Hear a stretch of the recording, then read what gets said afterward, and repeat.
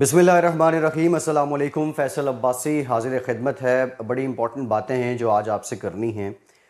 पाकिस्तान के वज़ीर ख़ज़ाना मिफ्ता इस्माइल साहब फरमाते हैं कि एक आध दिन में IMF का पैकेज आ जाएगा। ये बड़ी बेबुनियाद सी बात है। ये पैकेज कैसे आ जाएगा ये भी मैं आपको बताऊंगा कि ये वो सिर्फ जो इस वक्त मार्केट के सेंटिमेंट हैं उनको बैलेंस करने की कोशिश कर रहे हैं, या फिर एक नई टोपी अवाम के सर पे रखना चाह रहे हैं कि IMF का प्रोग्राम जल्द आने वाला है। लेकिन जो IMF की वेबसाइट है वो ये बताती है कि जो उनकी आने वाली मीटिंग्स हैं जो 22 जून को हो रही है, फिर उससे ऑनवर्ड 27 जून तक जितनी मीटिंग्स हैं उनमें पाकिस्तान की जो एक्सटेंडेड फंड फैसिलिटी है, जो रिव्यू पैकेज है, वो किसी भी एजेंडे में शामिल नहीं है। हाँ, अगले 12-14 घंटों में पाकिस्तान अगर इसको शामिल करवा दे तो फिर तो समझ आती है, लेकिन IMF के एग्जीक्यूटिव बोर्ड की मंजूरी के बगैर ये पैकेज कैसे आ जाएगा ये मेरी समझ से बाहर है। ये सिर्फ एक लॉलीपॉप है जो इस वक्त पाकिस्तान की कारोबारी कम्युनिटी को और पाकिस्तान के अवाम को दिया गया है। ये बड़ी इंपॉर्टेंट बात है। दूसरी जानिब अगर आप मार्केट के हालात देखें, 210 रुपये पे डॉलर ट्रेड किया है। 210 रुपये पे डॉलर ट्रेड करने का मकसद जो है वो यकीनी तौर पे हम समझते हैं। जो कारोबारी लोग हैं जिन्होंने बाहर से माल मंगवाना होता है, कुछ इंपोर्ट करना होता है, खा वो ख़ाम माल हो या कोई फाइनलाइज या फिनिश प्रोडक्ट हो या कोई मशीनरी हो, तो उन पे क्या बीतती है कि जब 1 रुपया डॉलर ऊपर जाता है तो उनकी कॉस्ट कितनी बढ़ जाती है। और वो कॉस्ट फिर वसूल कैसे होती है?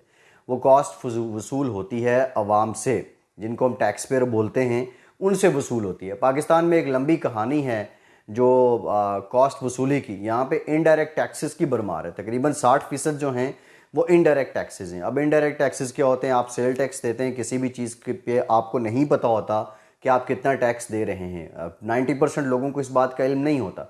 वो सिर्फ ये बात करते हैं कि ये इतनी कीमत है, लेकिन कीमत किसी प्रोडक्ट की अलहदा होती है, उस पर टैक्स अलहदा होता है। कीमत जो है वो मैन्युफैक्चरर को जा रही होगी, वो डिस्ट्रीब्यूटर को जा रही होगी, वो मार्केटिंग वाले को जा रही होगी, रिटेलर को जा रही होगी, लेकिन जो टैक्स है वो as it is government of Pakistan को जाता है। डॉलर 210 पे जब पहुंचता है तो ये सारे सिलसिले, ये सारी कदरें बढ़ती जाती हैं, और जो जो कीमत बढ़ेगी उस पर टैक्स भी बढ़ेगा। So this is very unfortunate. अभी तक जो शहबाज शरीफ साहब की हुकूमत है ये कुछ भी नहीं कर सकी है। ये भी समझ नहीं आ रही कि हम IMF के अलावा हमारे पास प्लान्स क्या हैं। पहले भी मैंने इस पर बात की थी कि इस वक्त हमें बहुत ज़्यादा फोकस करना होगा IMF के पैरेलल प्लान्स पर भी, लेकिन अभी तक कोई और फोकस नज़र नहीं आ रहा। हुकूमत सिर्फ IMF और वही सारी जो इस वक्त मुश्किल फ़ैसले भी ले लिए।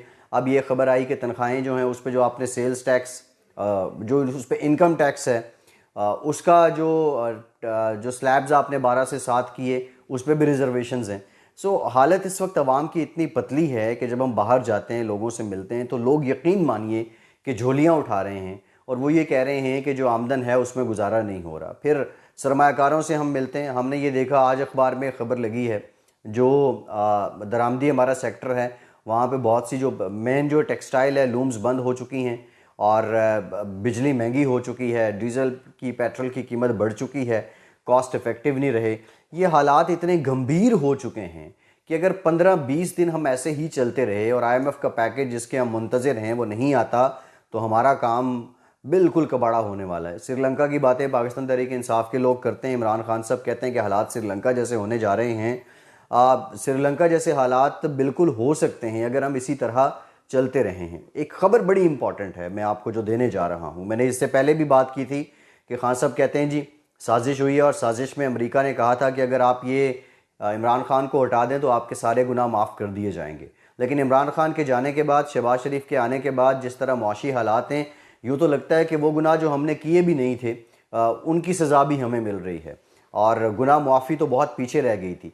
लेकिन एक पाकिस्तान के अंग्रेज़ी रोज़नामे ने खबर लगाई है, जो पाकिस्तान के सफ़ीर हैं अमेरिका में, मसूद साहब, उन्होंने वहाँ पे कुछ हाई ऑफिशियल से मुलाकातें की हैं और अमेरिका की जानिब से इस बात पे रजामंदी की गई है कि वो पाकिस्तान के साथ इस तनाजुर में ताउन करेगा कि IMF का जो पैकेज है वो जल्द अज जल्द पाकिस्तान को मिल जाए।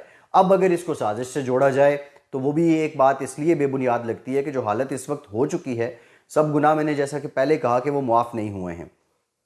ओवरऑल लोगों की हालत बहुत पतली है। हुकूमत इत्तेहादी है, लेकिन बज़ाहिर हुकूमत को इत्तेहाद की तरफ से, उसके कोलिशन पार्टनर की तरफ से किसी किस्म का कोई चैलेंज नहीं है।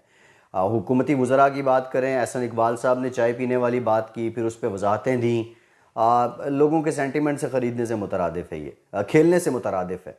लेकिन एक और जो बड़ी मैं ये समझता हूँ कि मिफ्ता साहब ने जो आज बात की है, इसका मकसद क्या है। पाकिस्तान का वज़ीर ख़ज़ाना, मैं ये तवक्को करता हूँ कि उनकी जानिब से कोई भी बात कंक्रीट और सॉलिड आनी चाहिए। या तो रातों रात आप इसको शामिल करवा सकते हैं, दैट्स फाइन, अगर नहीं करवा सकते तो फिर मामला बहुत ख़राब है। दूसरी जानिब अगर दो और पहलू हैं जिस पे मैं आपकी अगर तवज्जो दिलाऊं, बनी गाला में जो KPK से ताल्लुक़ रखने वाले इसातिज़ा हैं जिनकी 2018 में एडहाक पे भर्ती हुई थी, एक बहुत बड़ी तादाद बारिश में भी बनी गाला में एहतजाज कर रही है।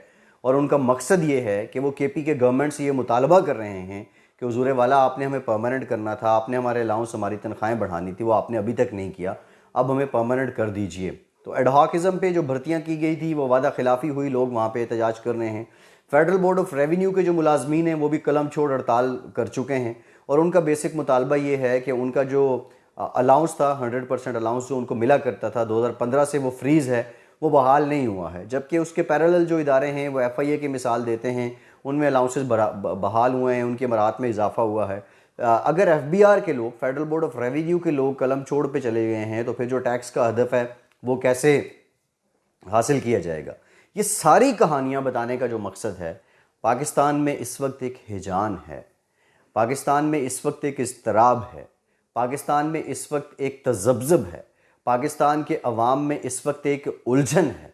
लोग यकीनी तौर पर परेशान हैं। इमरान खान की हुकूमत वो डिलीवर नहीं कर सके, वो एक नाकामी की क्लासिकल एग्जाम्पल है, एब्सोल्यूट नाकामी की एक क्लासिकल एग्जाम्पल है। लेकिन शहबाज शरीफ साहब की हुकूमत जिस जगह जा रही है, ये तो उससे भी बढ़कर आगे नाकाम तरीन हुकूमत साबित होती जा रही है। समझ से बाहर हैं हालात। लेकिन IMF का लेटर ऑफ कंफर्ट मिलने के बाद क्या होगा? दोस्त क्यों नहीं ट्रस्ट कर रहे हैं? सऊदी अरब हम पे ट्रस्ट क्यों नहीं कर रहा? UAE हम पे ट्रस्ट क्यों नहीं कर रहा? चाइना हम पे ट्रस्ट क्यों नहीं कर रहा? कतर हम पे ट्रस्ट क्यों नहीं कर रहा? क्या इनको किसी ने रोक रखा है? अगर इनको किसी ने रोक रखा है तो वो कौन है? उनका मुतालबा क्या है? हुकूमत को ये मामलात सरेआम एक बड़े सोफिस्टिकेटेड वे में जो अवाम को बताने चाहिए वो बता देने चाहिए, क्योंकि अगर ये मामलात ना बताए गए, अवाम को एतमाद में नहीं लिया जाता, तो सरकार कहानी ये है कि हालात मज़ीद गंभीर होंगे। अब बहुत से लोग ये समझते हैं कि पाकिस्तान तहरीक इंसाफ के पास इस मसले का हल है कि अर्ली इलेक्शन करा दें। पाकिस्तान तहरीक इंसाफ सरियन झूठ बोल रही है और अवाम के जज्बात के साथ खेल रही है। और वो उसकी मिसाल ये है कि वो अर्ली इलेक्शन का मुतालबा करते हैं, जिसने इलेक्शन करवाने उस पर उनको कोई एतमाद नहीं है। जिस इलेक्शन कमीशन की तश्कील पार्लियामेंट के ज़रिए होनी है, उस पार्लियामेंट में जाने को वो तैयार नहीं है। पंजाब में उन्होंने क्या किया? पार्लिमानी निज़ाम को सवाल बनाया। KP के लोग अब एहतजाज कर रहे हैं, वहाँ पे हालात क्या हैं? ये सब सियासत हो रही है। और बिलखुसूस इस मुल्क में एक बड़ी वजह जो IMF भी ट्रस्ट नहीं कर रहा, दीगर ममालिक भी नहीं कर रहे, वो सियासी अनसर्टेनिटी है, वो अदम इस्तेहकाम है। और उस अदम इस्तेहकाम को फैलाने के रूह रवां जनाब इमरान खान साहब हैं। और वो इस तरह हैं कि अगर वो पार्लियामेंट में नहीं आते, एक आइनी तरीके से वो गए, व्हाट्सएवर साजिश, मैं इस बात की तायद करता हूँ, बना दिया जाए जुडिशल कमीशन, ये दूध का दूध और पानी का पानी हो जाना चाहिए। लेकिन आप पार्लियामेंट में जब नहीं आते तो लोगों के पास, जिन्होंने हमें कर्ज देना है, उन्होंने कहा भाई आपके घर में ही लड़ाई है, आपके घर का ही नहीं पता आपने कितना टाइम रहना है, तो कोई हम पे ट्रस्ट क्यों करेगा? अनफॉर्चुनेटली अवाम का दर्द नहीं है। ना इमरान खान इस वक्त अवाम का दर्द ले रहे हैं, सिर्फ सियासी मकासद के लिए अपने लोगों को इस्तेमाल कर रहे हैं, इदारों की बैशिंग के लिए सोशल मीडिया को इस्तेमाल कर रहे हैं, और वो भरपूर एक दोहरे और मुनाफिकाना रवैये के साथ अपने मामलात को लेके चल रहे हैं। हुकूमत है नाअहली और नालायकी की एक अजीम मिसाल साबित हो रही है। इस वक्त हुकूमत को चाहिए कि अवाम को इस तनाजुर में एतमाद में लिया जाए कि एक्चुअली क्या हो रहा है। हुकूमतें सारी बातें अवाम के सामने नहीं रख सकती, लेकिन हुकूमतें सारी बातें अवाम से छुपा भी नहीं सकती। ये इज़्तिराब, ये बेचैनी, ये उलझन, ये बेकरारी, ये तंगी, ये मुश्किल अगर इसी तरह बढ़ती रही तो आने वाले दिनों में हालात वाक़तन गंभीर हो सकते हैं। खुदा न खास्ता, खुदा ना करे, श्रीलंका में जो हालात हैं, वहाँ की पुलिस को उनके लोगों पे गोली चलानी पड़ेगी। ऐसा खुदा ना करे कि पाकिस्तान में ऐसा हो, लेकिन सोचना होगा हुकूमत को। फ़िलहाल इतना ही। खुदा आपका हामी और नासिर हो। फैसल अब्बासी को इजाज़त दीजिए।